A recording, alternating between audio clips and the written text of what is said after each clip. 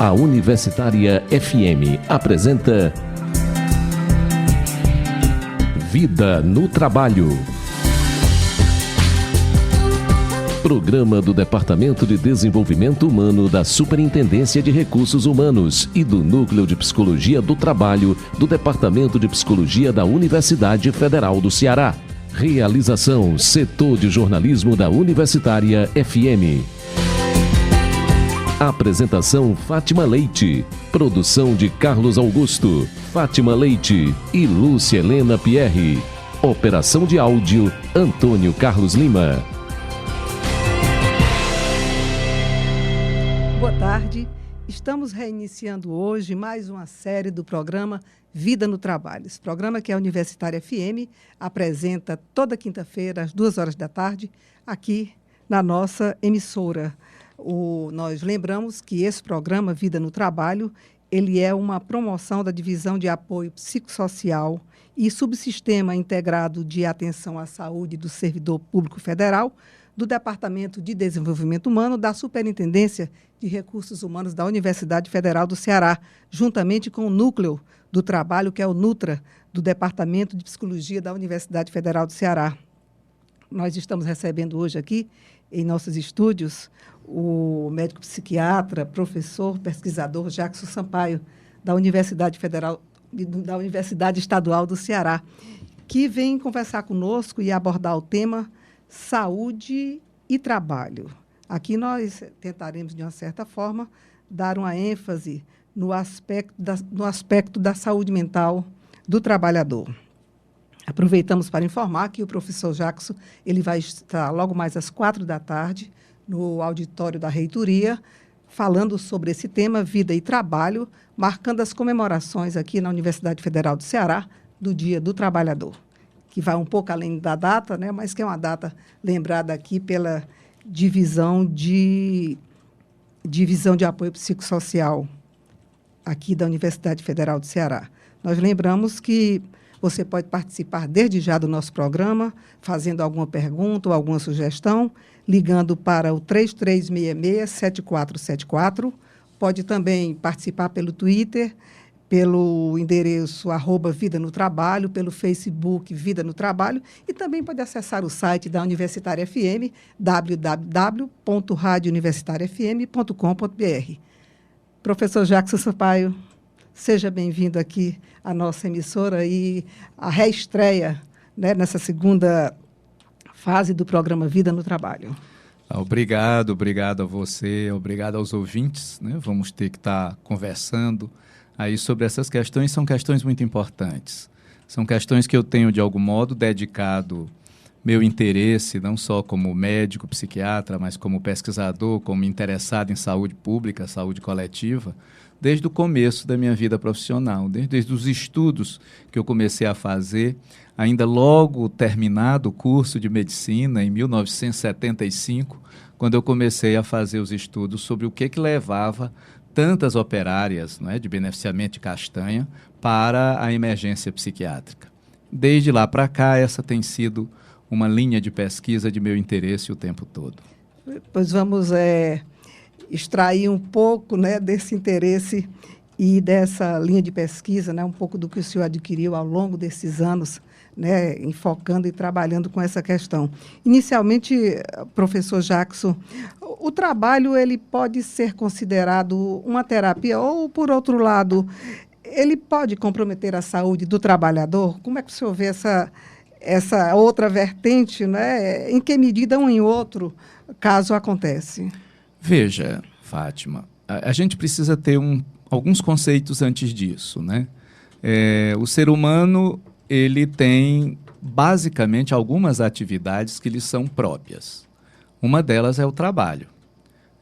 A atividade lúdica, a linguagem, a maneira como a gente criou essa linguagem tão complexa, e o trabalho são atividades especificamente humanas.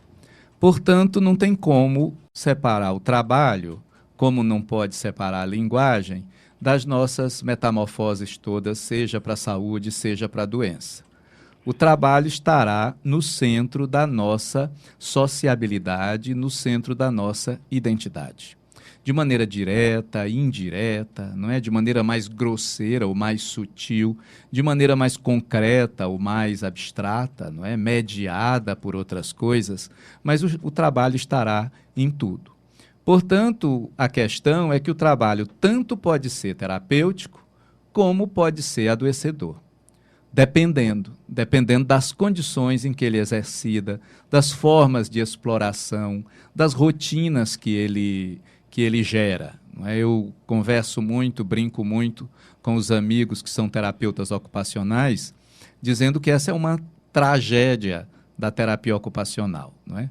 Ela propõe, por exemplo, o trabalho como terapêutico, numa sociedade, numa lógica de exploração do trabalho, que torna o trabalho, a maioria das vezes, em grande parte das vezes, adoecedor.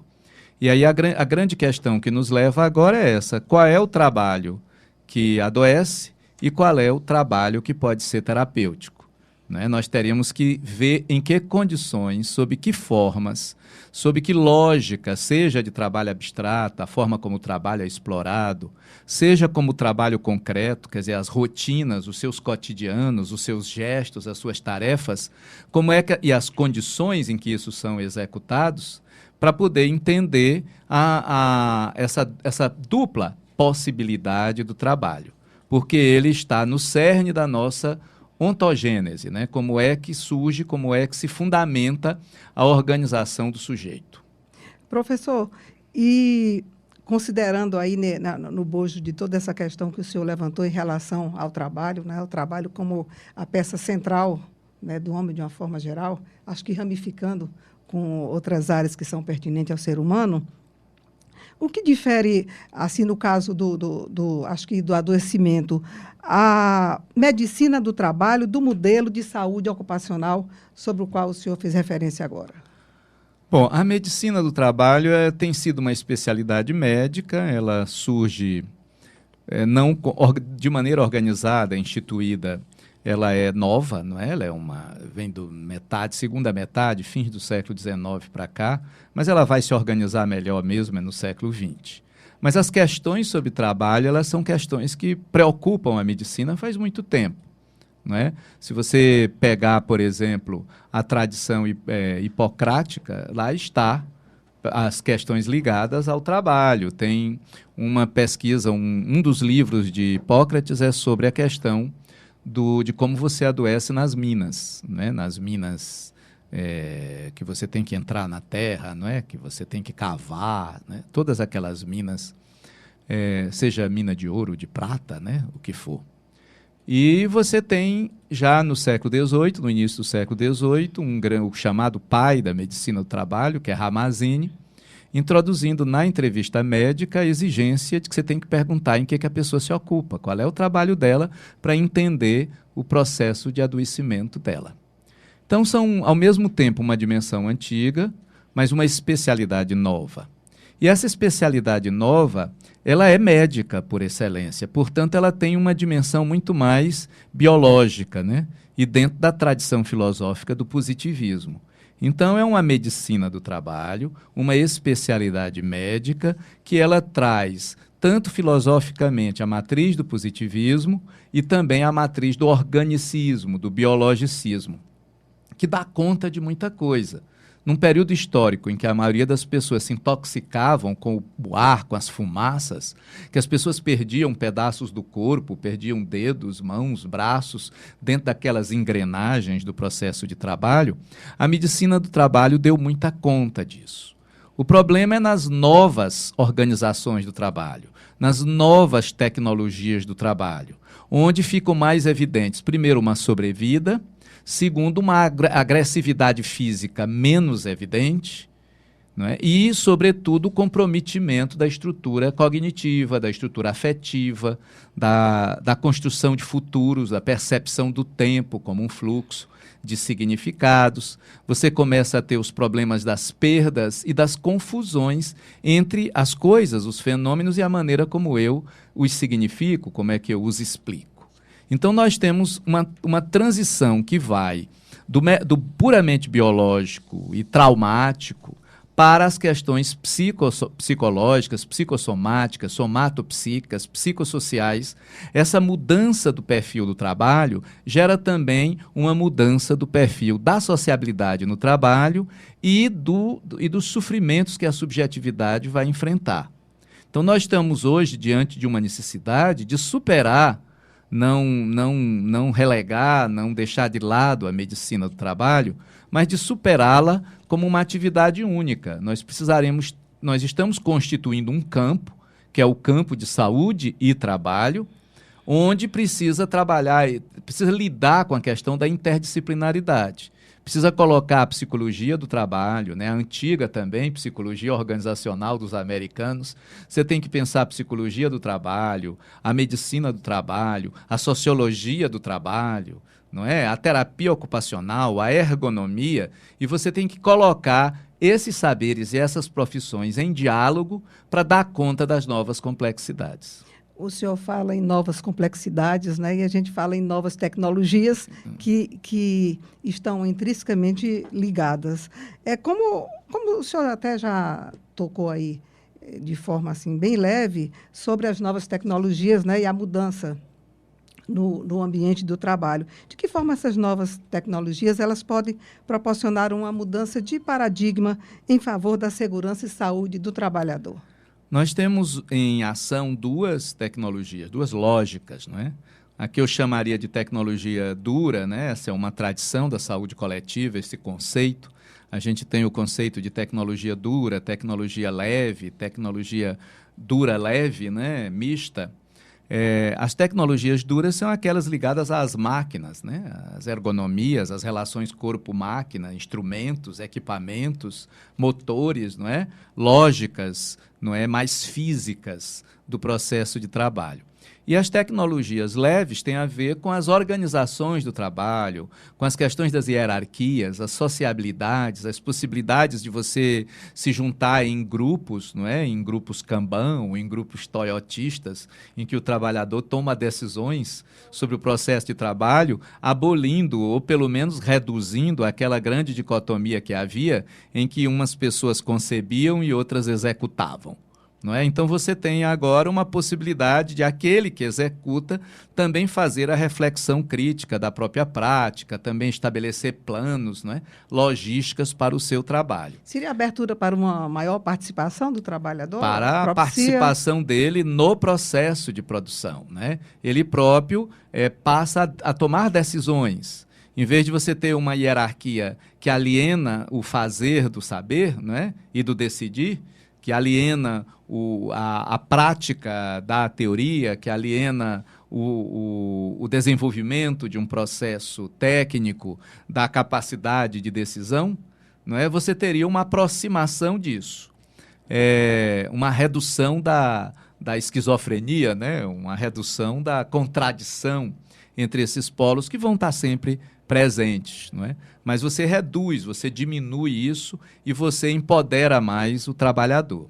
Então, eu tenho uma tecnologia leve, que é a tecnologia relacional, é a tecnologia organizacional, são as formas de gestão, e eu teria a tecnologia dura, que é a do processo técnico de produção, não é? O que é que eu realmente vou fazer? Imagine, por exemplo, uma pessoa no computador, e ele trabalha num banco.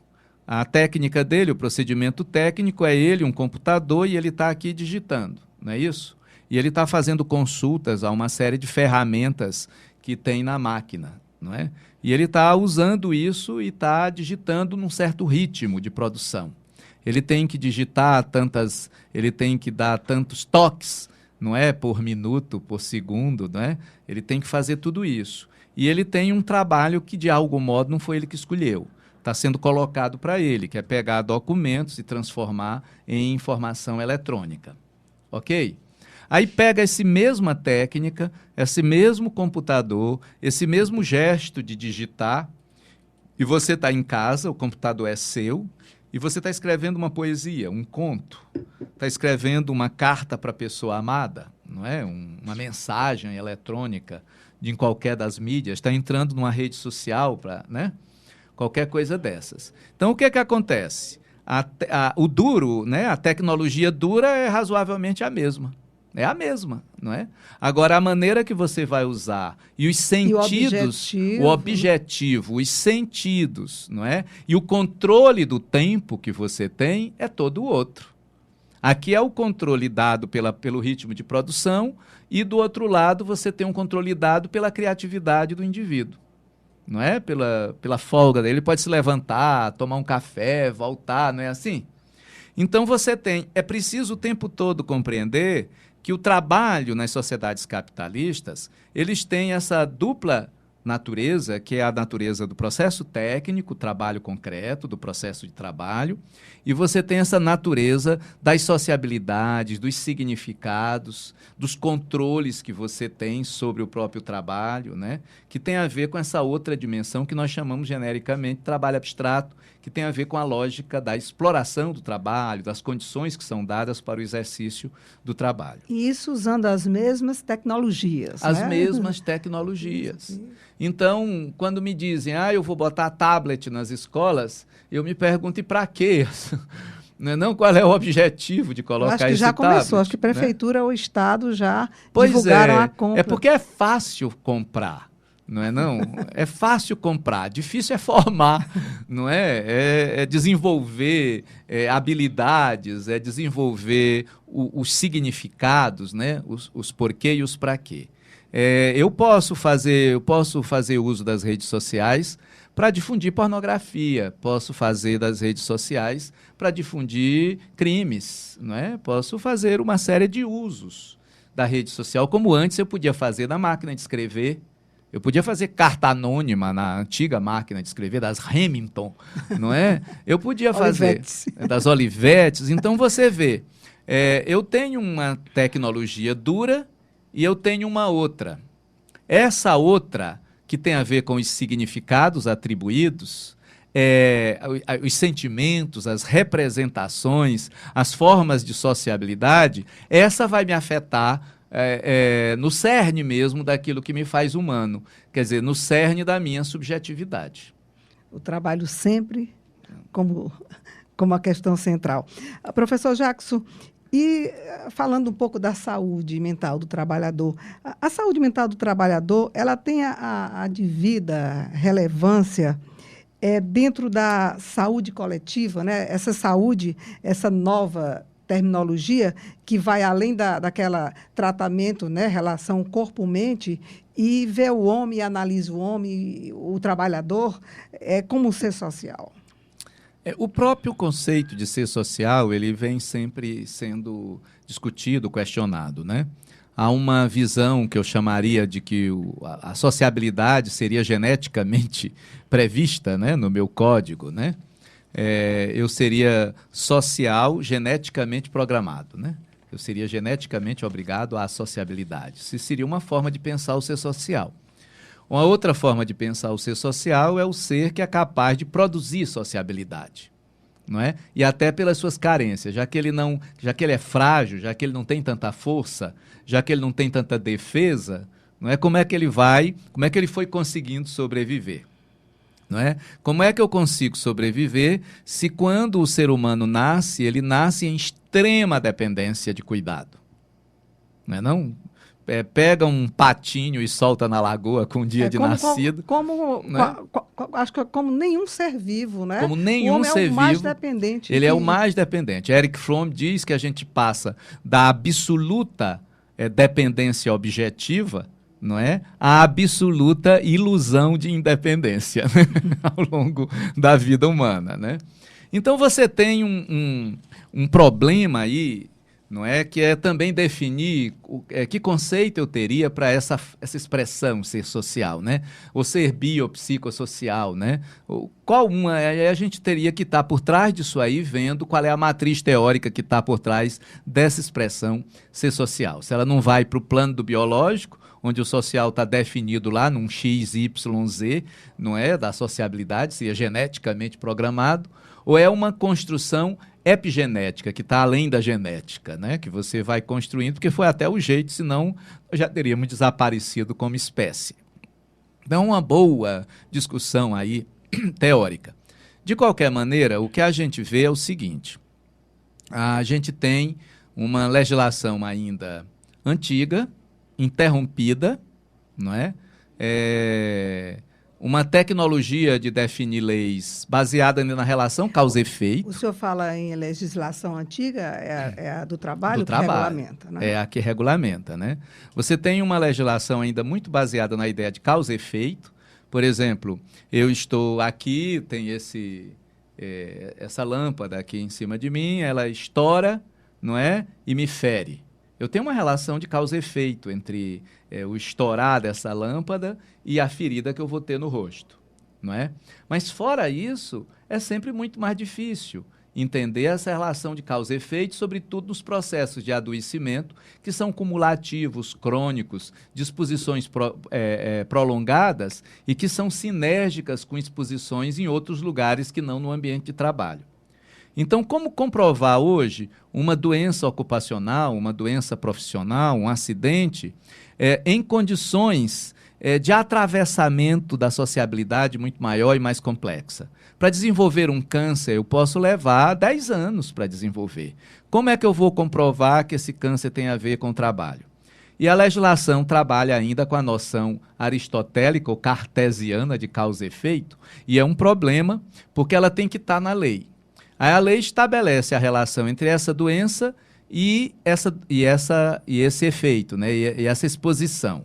Então, eu tenho aqui essa doença e essa exposição. Se eu não puder fazer essa comprovação, então não é problema do trabalho. Hoje eu diria que das 15 mil, 20 mil substâncias químicas que podem existir nos ambientes de trabalho de um modo geral, umas 20, 30 estão regulamentadas em lei. Então, se eu tiver 15 mil, desconta 30. Não é não? Eu terei 14.970 que não estão. E que precisa que o trabalhador leve a vida com um advogado ao lado para provar o tal do nexo causal. Então, nós temos um problema complicado na nossa lógica jurídica. Temos um problema complicado também na lógica da relação de trabalho, que ela ainda pensa a relação entre saúde e trabalho ao modo do século XIX, ao modo da Revolução Industrial, não é? Com todas as novas tecnologias que não estão contempladas nos novos modelos. A nossa própria Constituição, ela avança numa coisa fascinante e não desdobra legalmente. A nossa Constituição brasileira de 88, ela estabelece o conceito antigo, não é, de periculosidade, que é indicado pelos acidentes, não é, pela morte. Ela estabelece o conceito de penosidade e o Ministério, de morbidade, não é, de insalubridade dada pela morbidade, não é? Então você tem o conceito de periculosidade, você tem o conceito de insalubridade, não é? Estão lá, são antigos, são fins do século XIX, começo do século XX, estão lá na Constituição. E o Ministério do Trabalho tem um bocado de norma para eles, normas técnicas, né, envolvendo isso tudo. Só que a Constituição incluiu o conceito de penosidade, que seria o, entre aspas, estresse mental, né? Que seria a sobrecarga psíquica, que é uma outra forma também de definir, mas que não são sinônimos. Tem teorias diferentes, tem compreensões diferentes. Então, nós teríamos a penosidade, não tem nenhuma norma técnica, não tem absolutamente nenhuma lei que operacionalize isso que está na Constituição. Que é muito penoso, né? Então, esse seria o nosso campo, e esse é o campo do futuro, não é? É impossível imaginar, a não ser nas contradições brasileiras, que você ainda tem trabalho escravo, você ainda tem gente morrendo de silicose aí nas carvoarias, não é isso? Muitas. Então você, no caso do Brasil, você ainda tem essas coisas todas. Mas se você pensa o fluxo da história, pensa os princípios civilizatórios, você pensa o Ocidente de um modo geral, não é? E aquilo que a gente ganhou nos últimos 100 anos, você não teria mais como estar utilizando regras e leis e legislações e formas de organização do trabalho semelhantes à da Revolução Industrial. Agora, o senhor vê, de certa forma, um ambiente fértil de debate e de discussão em relação a essa lei que é retrógrada? Olha, a lei em si, ela ela não é retrógrada, né? Não, ela, não, de um certo modo, eu não ela fiz referência à paralisou. Constituição. Sim. Sim, eu estou falando em relação com o senhor disse que nós temos uma legislação que data do século XIX. A sua filosofia, né? O seu espírito, exato. né? Certo, Quer dizer, certo. o espírito de época, não é que está dentro dela, ele é um espírito de um tipo de lógica do trabalho, né, que eu estou chamando aqui de, grosso modo, Revolução Industrial. Século não é? atrasado. Mas se a gente imagina que a Revolução Industrial chegou no Ceará nos anos 80 do século XX, não é? Que a Revolução Industrial chegou no Brasil nos anos 40, 50 do século XX, e que chegou no Ceará as montadoras, as novas indústrias que são colocadas, não é? O trabalho das pessoas saírem da situação de vida agrícola, de vida rural, para virar empregado de indústria com carteira assinada, está aí, bem aí, não é? 30 anos. Até que a legislação trabalhista acompanhe isso que está acontecendo novo, né? Porque ela vem como resultado de uma necessidade que se cria com a relação do trabalho. Com as formas de trabalho, né, anteriores, não é isso? Só que hoje eu não dou conta mais das formas anteriores e ainda não dou conta das novas formas. Então, nós estamos num momento de transição, de tensão muito grande, né? E nós estamos muito isolados, né? Os trabalhadores aqui, os pesquisadores aqui ou acolá, já existem embriões de rede. A gente sabe que tem grupo de pesquisa em praticamente todas as universidades lidando com a questão da saúde e trabalho, não é? Mas não há uma convergência, não há um movimento que aproxime, que crie um padrão mínimo, não é, de diálogo entre essas várias teorias, cada qual está narcisicamente ligada àquilo que acredita, né? Esse aqui tem essa tradição, não, eu só cito as bibliotecas, né? Esse aqui só cita de Jure, não é? Christophe de Jure. Setoriza. Né? E setoriza por biblioteca, por autor de inspiração preferido, se é francês, se é norte-americano, se é coreano, não é não? Então, você tem alguns problemas. A minha biblioteca, por exemplo, também é uma, né? Eu vou pegar lá a Sociologia do Trabalho, do Pierre Naville, né? Eu vou pegar a Psicologia da Ação, não é? Dos suíços, e que remonta a Leontiev, que remonta aos marxistas, né?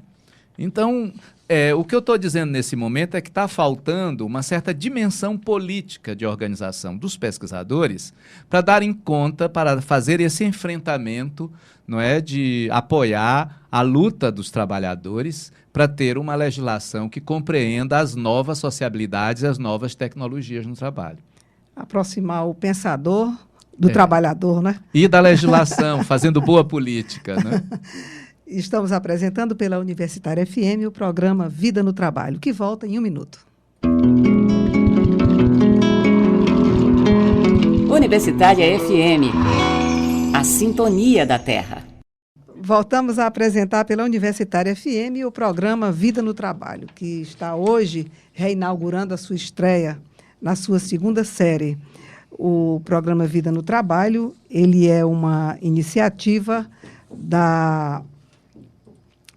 é uma promoção, né, da Divisão de Apoio Psicossocial e Subsistema Integrado de Atenção à Saúde do Servidor Público Federal, do Departamento de Desenvolvimento Humano da Superintendência de Recursos Humanos da Universidade Federal do Ceará, juntamente com o NUTRA, que é o Núcleo de Psicologia do Trabalho do Departamento de Psicologia da Universidade Federal do Ceará.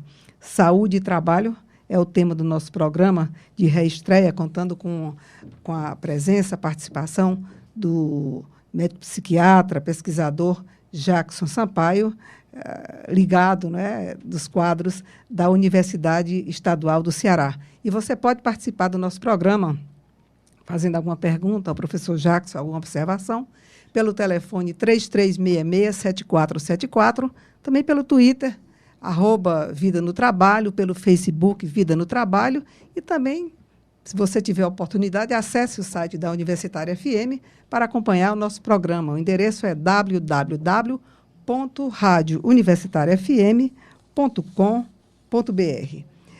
Agora, professor Jackson, nessa 2ª parte do nosso programa, a gente vai falar um pouco do empresariado, né?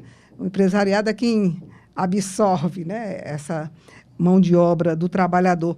O senhor acredita que nas condições, né, atuais, se é possível convencer as empresas, né, o empresariado, que às vezes é acusado de tacanha, porque não avança, é muito apegado só ao lucro, né? É possível convencer de que o dinheiro gasto com a segurança, com a saúde do trabalhador é um investimento, né? Haja vista a constatação da precariedade das medidas de segurança hoje no país, que, por exemplo, a Previdência, dados oficiais, gasta por ano com o trabalhador, os acidentes, 70 bilhões de reais, e os acidentes chegam a 700 mil por ano. O senhor acha que é possível o trabalhador não, o empresário, ele se sensibilizar e investir mais no trabalhador, não visando somente o lucro? Eu creio, Fátima, que existem setores da economia, ramos de produção, em que a questão está razoavelmente resolvida. Não é? O empresariado tem uma visão civilizatória do que está fazendo, não é? Ele não tem uma visão imediatista só em arrancar, usando uma linguagem marxista, arrancar mais-valia, não é, do trabalho, não é? Então, ele tem uma visão civilizatória e ele compreende a saúde, a qualidade e a formação do trabalhador, porque tem essa dimensão também, não é, da formação do trabalhador, da educação permanente do trabalhador, da aquisição permanente de conhecimentos para ele tomar decisões, não é, para ele usar, inclusive, as mudanças tecnológicas que vão se impondo, não é? Existe essa visão, mas a maioria ainda não. A maioria é refratária a isso, tem uma visão muito imediatista da sua própria função de empresário, ele não pensa na empresa como uma permanência, ele pensa na empresa como algo que eu tenho que tirar o máximo de lucro no mínimo tempo, não é isso? Aquela coisa toda. Ele não entende essas possibilidades como investimento. Nós temos muita dificuldade. E aí entra a função do Estado, né? Eu queria aqui me lembrar um pouco da Marilena Chauí, quando ela imagina numa sociedade capitalista avançada como a nossa, né? Somos a quinta ou sexta economia do mundo, não dá mais para chamar, não é não, de país atrasado, o retardatário no desenvolvimento, isso aí já é história, né? Se ele chegou ao desenvolvimento diferentemente dos outros, ou mais tarde do que os outros, ele continua sendo retardatário. Só que não dá mais para chamar de periférico, não é?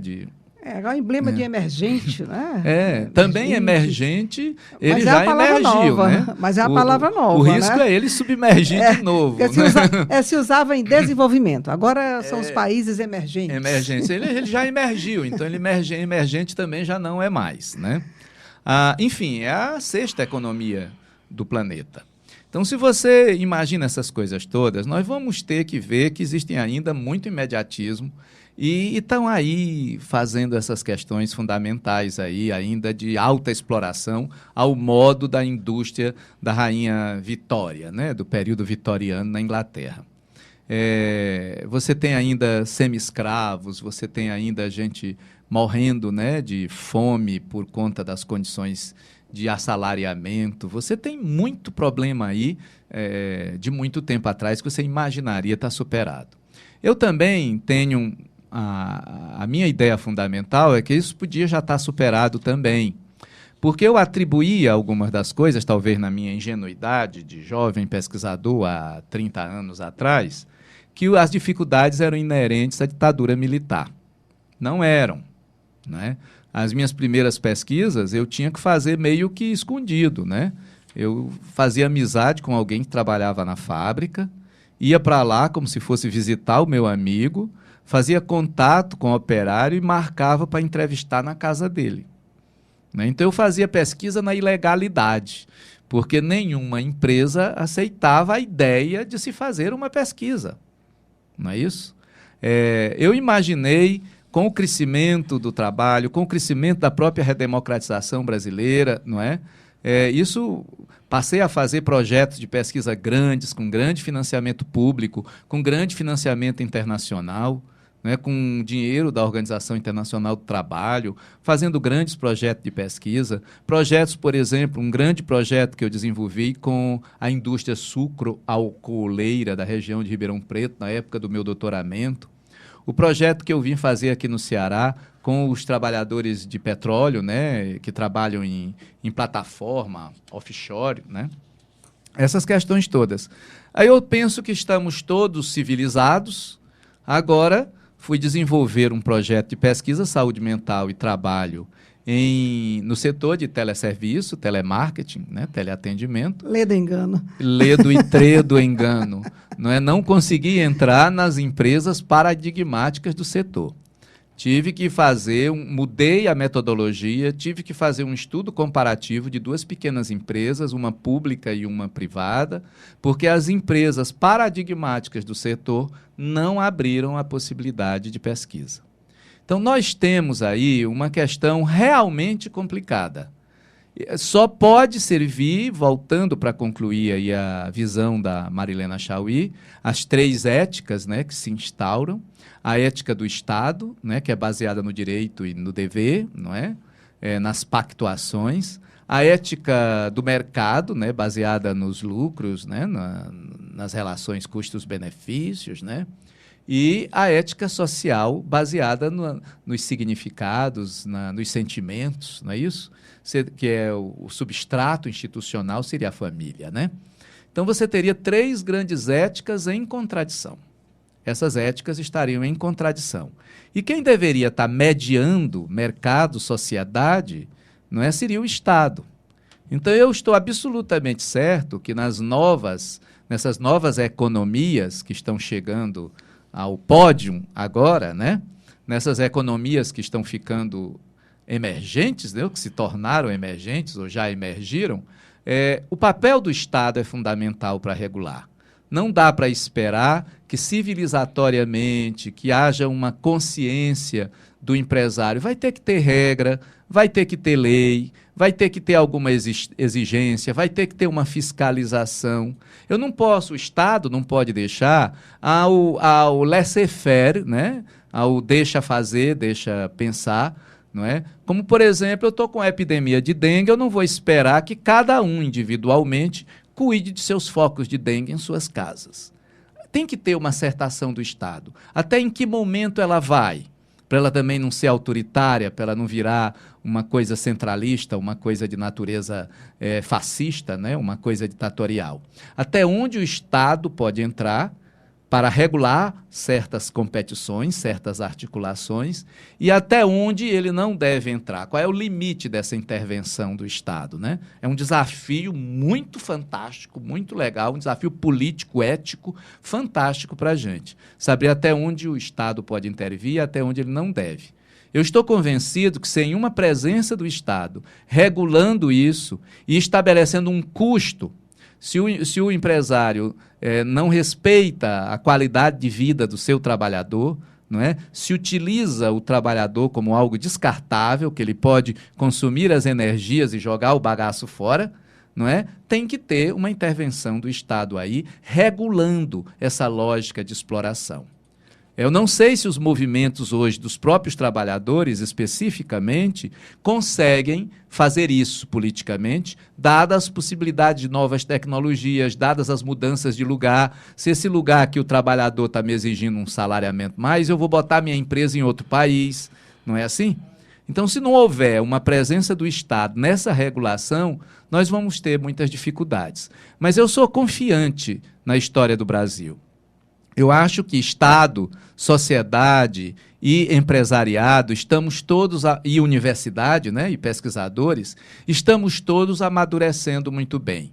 Estamos fazendo avanços significativos que vão permitir muitas parcerias para resolver grande parte destes problemas, não é? E vamos para a lei, vamos para a pesquisa, vamos para a força, o trabalho dos sindicatos e vamos para a consciência, para a articulação, para a negociação com o empresariado. Acho que estamos num caminho que é razoavelmente virtuoso. Professor, e como o senhor vê nessas relações de trabalho, o senhor até fez referência, que não estou sabendo bem, o papel dos sindicatos. Os sindicatos que, pelo menos, têm o objetivo, né, de defender os direitos, né, da classe trabalhadora. Os sindicatos, eles são absolutamente necessários, né, estratégicos, fundamentais nessa luta. Não estou pensando aqui em colocar as questões na mão do Estado, até porque o Estado, as decisões do Estado, elas são produtos de tensões, né, de lutas, de resultantes, né, de forças que atuam no Estado, e os movimentos de liderança dos trabalhadores, os movimentos sindicais, são umas dessas forças que podem estar atuando dentro do Estado para gerar algumas decisões. Mas os sindicatos, eles têm uma contradição que eu não vejo como assim muito fácil de resolver. Eles são organizados por base corporativa, não independente das orientações teórico-ideológicas de sua base.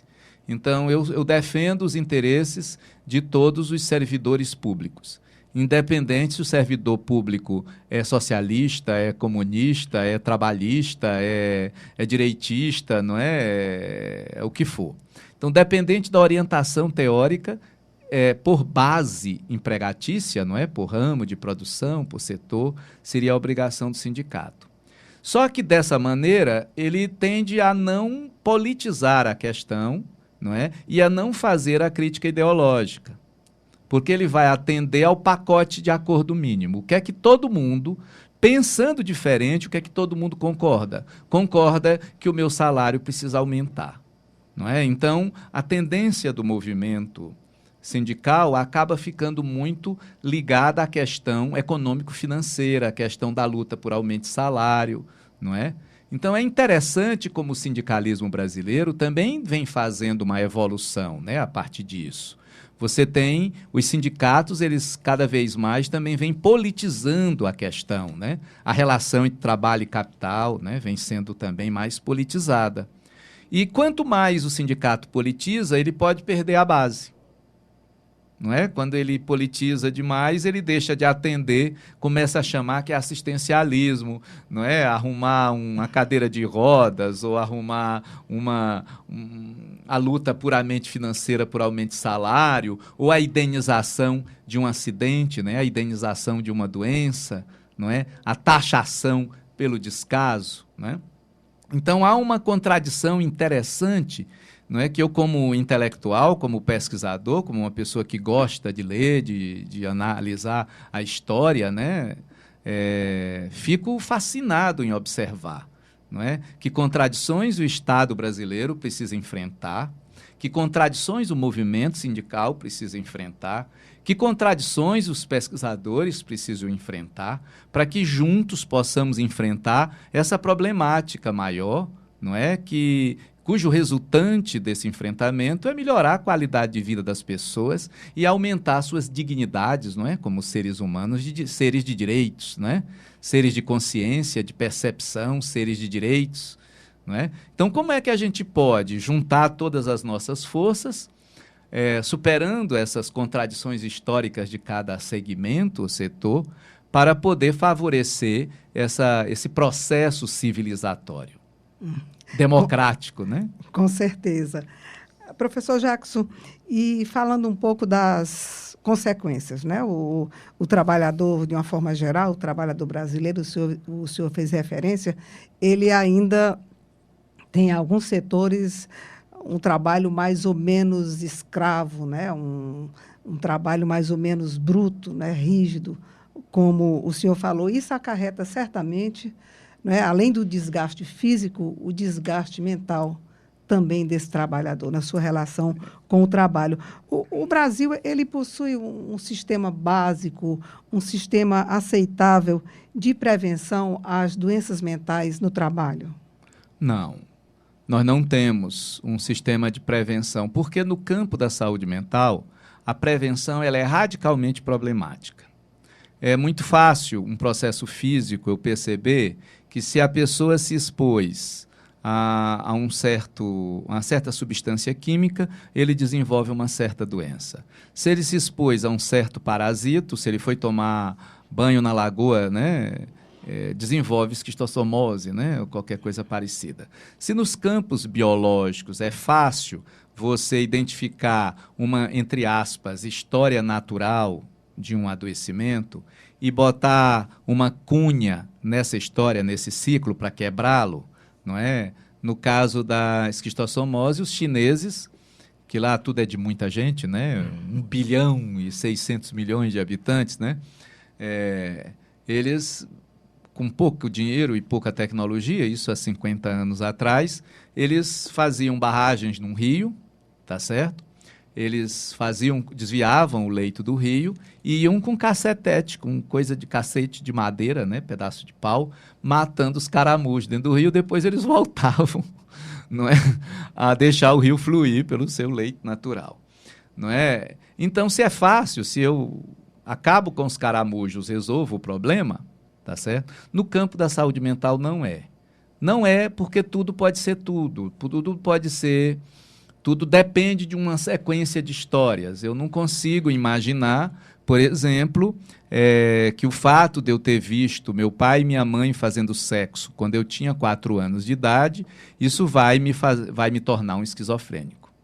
Eu não tenho como estabelecer essas relações de causa e efeito nessas histórias. Se eu estou conversando com uma pessoa que é portador de um quadro de esquizofrenia, eu posso até associar na história dele que essa visão que ele teve na infância faz parte da sua história subjetiva.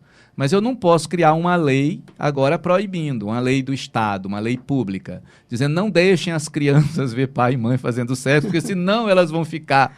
Proibir isso, não é isso? Nas circunstâncias da vida indígena, por exemplo, eles que viviam antigamente, não é, em dois andares de rede, né? As crianças no andar de baixo, os adultos no andar de cima, que ele não era um besta de botar as crianças em cima fazendo xixi nos adultos, não é? Então, você vê essas questões, a visão do ato sexual era comum. E não me consta que os índios ficassem esquizofrênicos. Deixa eu concluir isso aqui.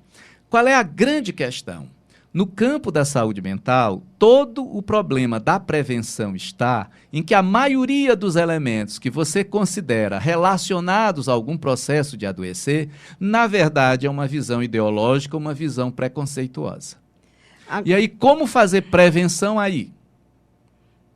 Agora, professor, simplificando, né, considerando que o estresse, né, que o acúmulo de trabalho que deixa o trabalhador tenso, né, que deixa o trabalhador com aquela carga de estresse, considerando e simplificando para isso, como é que o senhor vê a questão? Olha, você já me criou um problema, não é? Porque você usou a expressão simplificando e em seguida fala estresse. Estresse, ele é um universal, ele é genérico. Mas é considerado uma doença mental? Eu estava saindo desse bojo aí. Não é, de jeito algum. Estresse não é nome de doença. Estresse não é nome de determinante específico. Estresse é um processo genérico dos seres vivos, é connatural ao ser vivo. Estresse não é nem bom nem mal. Estresse é o processo de adaptação, desadaptação, readaptação de qualquer ser vivo a qualquer alteração interna ou externa dele. Então, se o estresse é um processo de adaptação, desadaptação e readaptação, nas condições em que o estresse vai acontecer é que eu vou ter o problema. A própria teoria norte-americana de estresse estabelece já 2 grandes, o eustresse, quer dizer, o bom estresse, e o de-estresse. Então, em que condições o estresse pode ser mal, em que condições o estresse pode ser bom, não é? Aí eu teria que definir as condições em que aquilo acontece. Mas as miríades de formas de expressão que cada indivíduo vai ter, porque cada indivíduo vai reagir a esse de-estresse de uma maneira diferente, não é?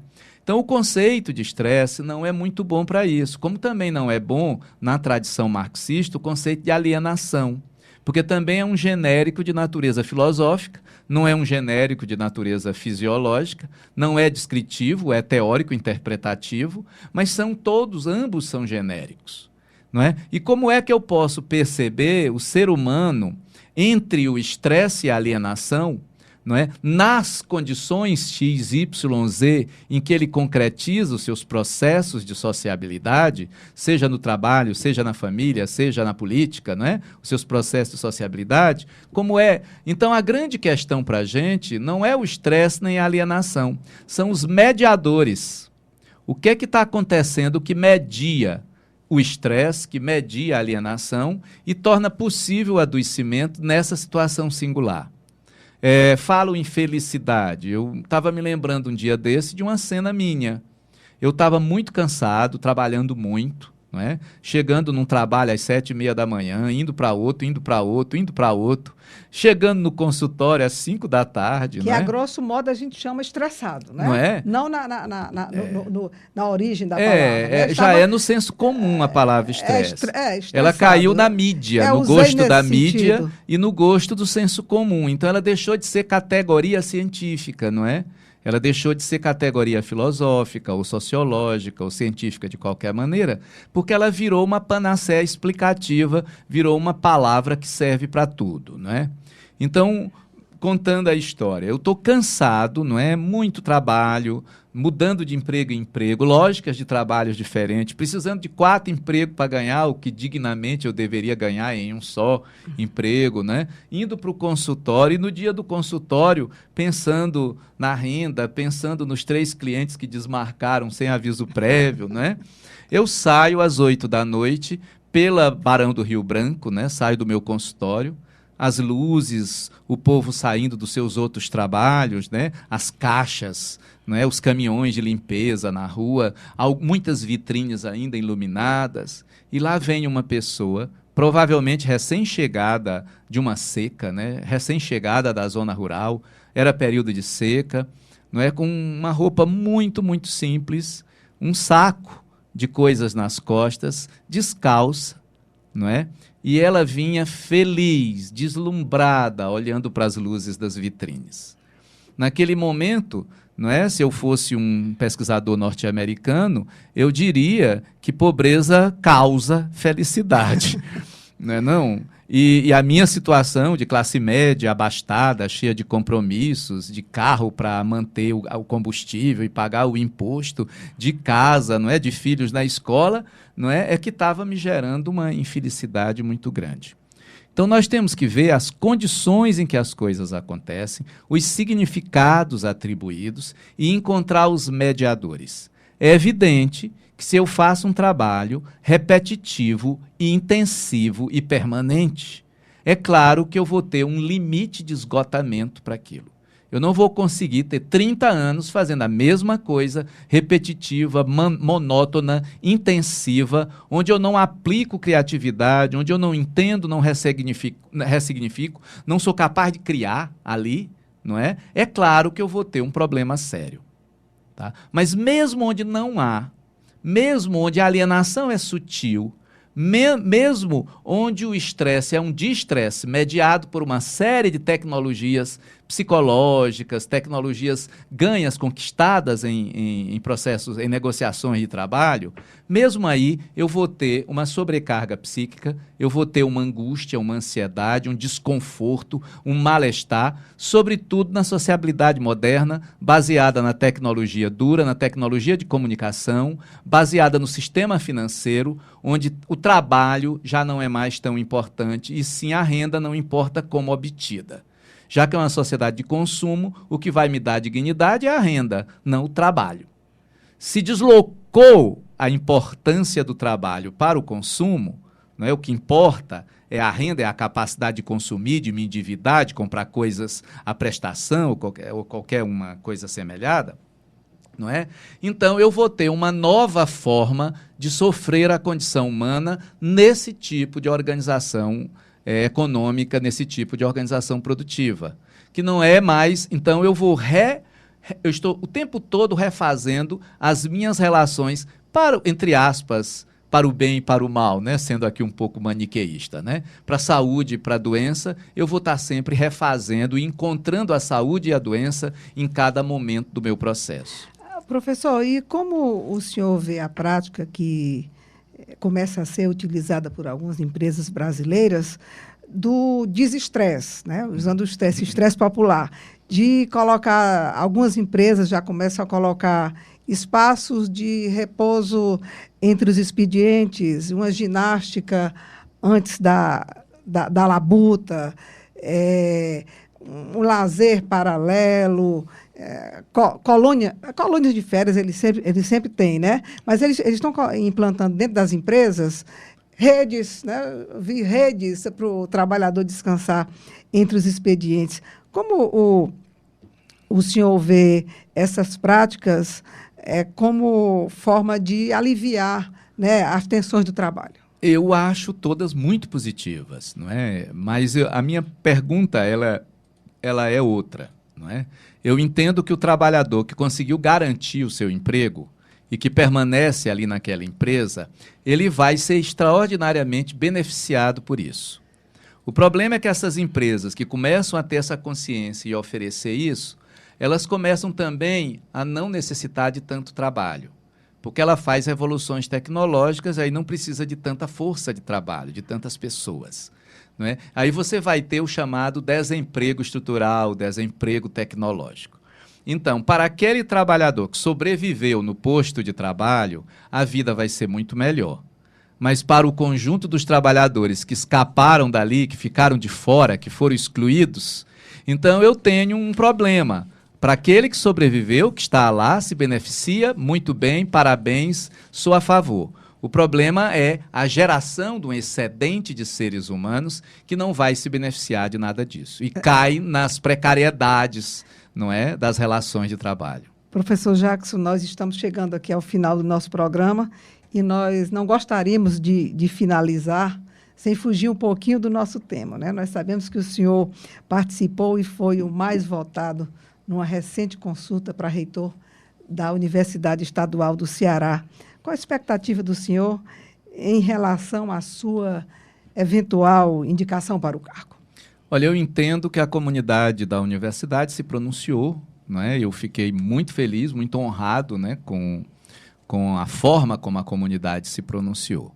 Mas a nossa legislação diz que a decisão, entregue à lista tríplice, a decisão é do governador. E a minha expectativa, primeiro, entendo que isso é legal, entendo que isso é legítimo, né? O governador foi eleito pela população cearense a quem a universidade serve, né? A universidade deve servir, então é legal e é legítimo. No momento eu estou numa atitude de cauteloso otimismo, não é?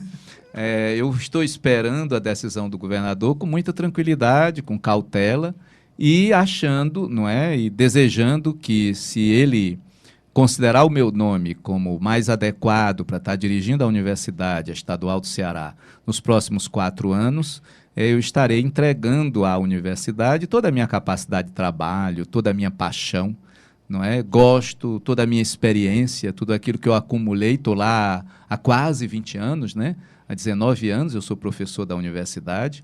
Fiz apenas uma única tentativa anterior, em 2008, né? E fiquei em segundo lugar da lista, não é? Agora fiquei em primeiro lugar. Minha expectativa é de tomar posse, mas essa é uma decisão legítima, uma decisão legal, soberana e legítima do governador.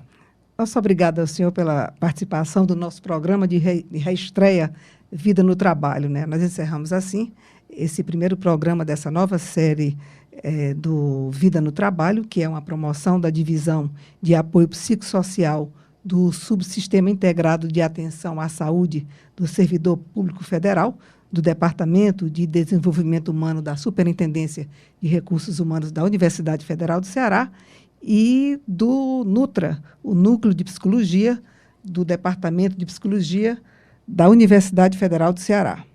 Nós lembramos que o professor Jackson Sampaio vai estar daqui a pouquinho, às 16h, no auditório da Reitoria da UFC, falando sobre esse tema saúde e trabalho. É uma ocasião em que a Universidade Federal do Ceará marca ainda as comemorações do Dia do Trabalho. Uma boa tarde e até a próxima semana. A Universitária FM apresentou Vida no Trabalho. Programa do Departamento de Desenvolvimento Humano da Superintendência de Recursos Humanos e do Núcleo de Psicologia do Trabalho do Departamento de Psicologia da Universidade Federal do Ceará. Realização: Setor de Jornalismo da Universitária FM. Apresentação: Fátima Leite. Produção de Carlos Augusto, Fátima Leite e Lúcia Helena Pierre. Operação de áudio: Antônio Carlos Lima.